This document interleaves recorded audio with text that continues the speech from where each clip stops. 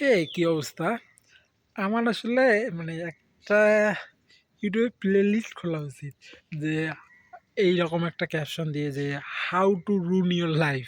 মানে আমি কিভাবে জীবনযাপন করে আমার লাইফকে ধ্বংস করতেছি সেটা সবাইকে দেখানো উচিত। ইভেন একটা কোর্সও চালু করা উচিত আমার যে uh how to ruin your own life. কিভাবে নিজেই নিজের জীবন ধ্বংস করা যায়।